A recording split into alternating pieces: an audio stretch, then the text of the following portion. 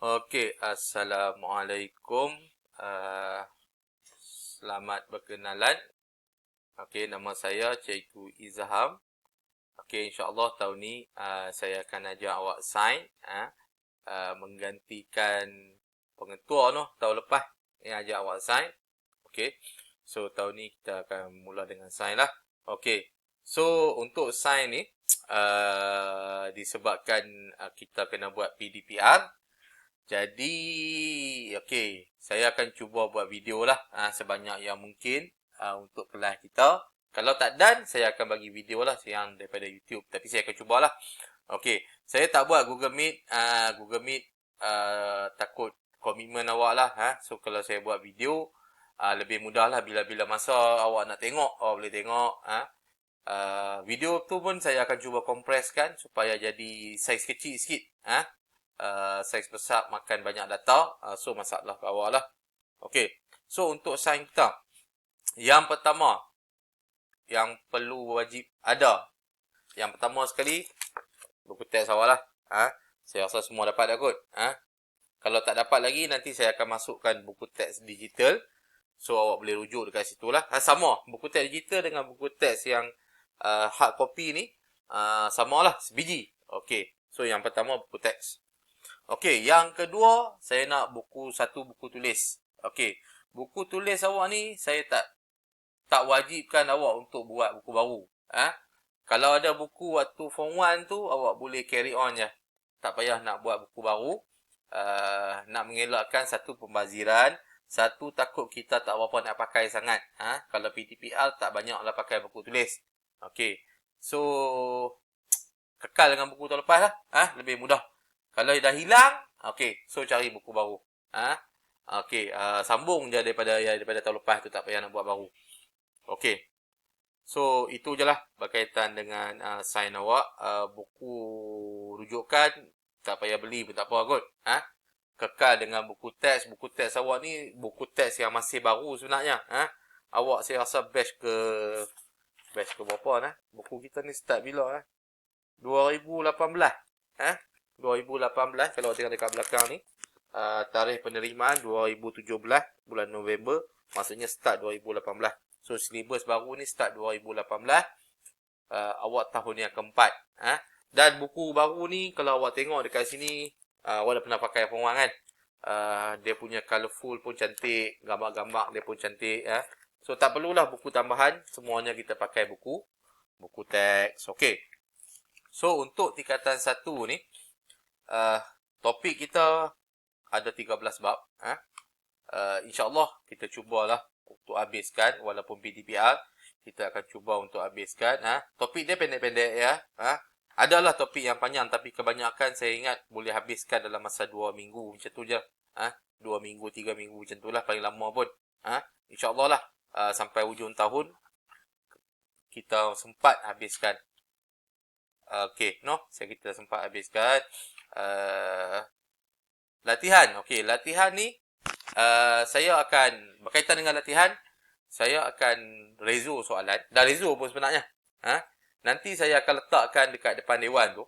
Dekat depan dewan tu akan ada kotak lah. Maths Sains tingkatan 1, Maths Sains tingkatan 2 ikut bidang. Maths Sains tingkatan 3. Okey, saya akan letakkan dekat situ. Saya akan tulis dalam file, contohnya Sains 2 KRK, Sains 2C. Okey, saya akan beritahu bila awak pergi ambil kat dewan tu, awak buat kat rumah. Okey, nanti saya akan kutip balik lah. Saya akan maklumkan bila saya nak kutip balik. Okey, setiap soalan tu saya akan tulis nama awak siap-siap. So, tak ada alasan lah. Saya boleh detect siapa yang main ambil soalan, siapa yang tak ambil soalan. Setiap bab saya akan photostat satu bab terus. Bab 1 biodiversity saya dah photostat dah. Saya dah rezo dah. Ada berapa muka surat Saya rasa ada 7-8 muka surat macam tu. Okey. So insya-Allah lah, kalau tak sempat hari ni atau Isnin minggu depan, saya akan letak soalan tu. Okey. So saya akan pesan kat awak main ambil lah. Wakil kan pun tak apa juga, kawan-kawan tolong ambil, ataupun mak ayah balik kerja pun boleh singgah ambil. Cuma maklum dekat guard kata nak ambil soalan kat depan dewan. Itu je. So ambil soalan, balik rumah buat. Selepas saya buat video berkaitan dengan PDP kita ni. Okey, so awak boleh ambil. Okey. Tempohnya untuk buat soalan nanti saya maklum balik lah. Seminggu ke, 2 minggu ke. Soalan senang je. Soalan mudah je. Soalan awak berdasarkan format PT3 lah. Okey. So, itulah berkaitan dengan sign kita ni. Video saya akan buat video lah, lebih pada video lah Google Meet. Saya Google Meet ni masalah takut komitmen awak lah. Komitmen awak takut, yalah, ada setengah family tu adik-beradik ramai, handphone satu je kan, ataupun laptop satu je. Kalau saya buat Google Meet kena time adik atau abang awak pakai handphone, so awak tak boleh join. So satu masalah lah. So saya akan buat video, saya akan bagi penerangan. Penerangan saya semuanya berdasarkan buku teks lah. Buku teks dan nota saya sikit. Nota saya dengan buku teks tu saya akan masukkan dalam WhatsApp. Awak boleh download. Nota saya pun nota dalam bentuk PDF. Bukan nota saya lah. Nota saya ambil daripada cikgu-cikgu lain.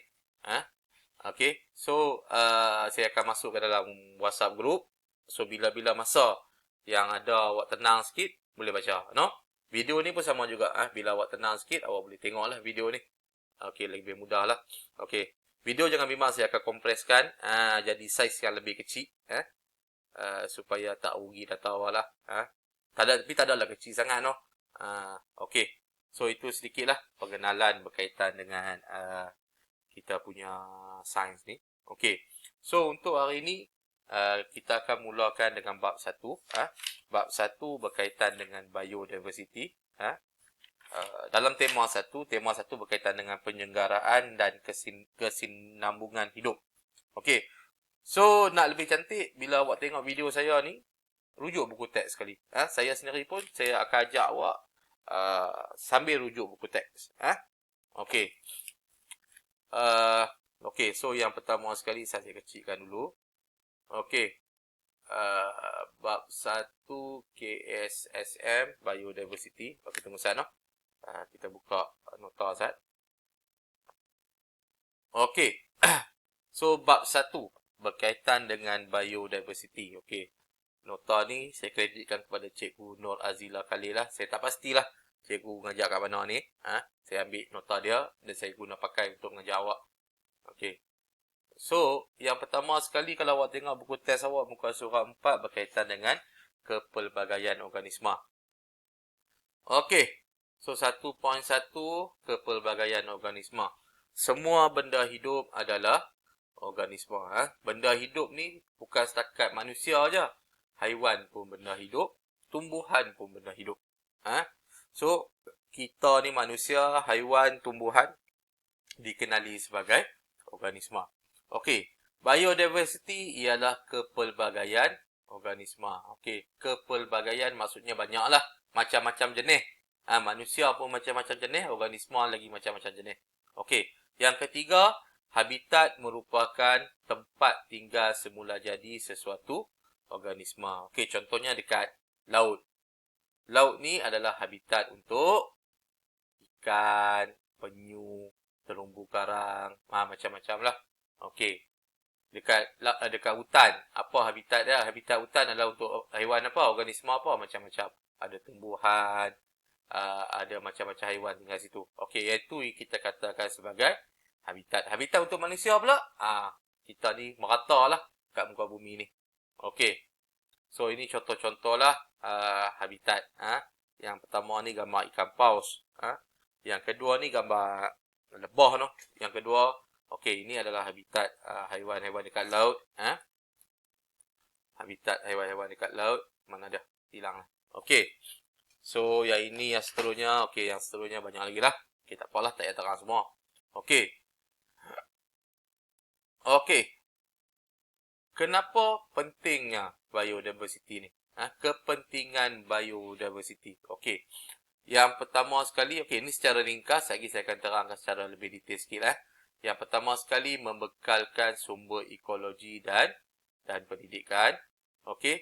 Yang kedua, menjana ekonomi misalnya melalui hutan rekreasi yang merupakan tempat pelancongan.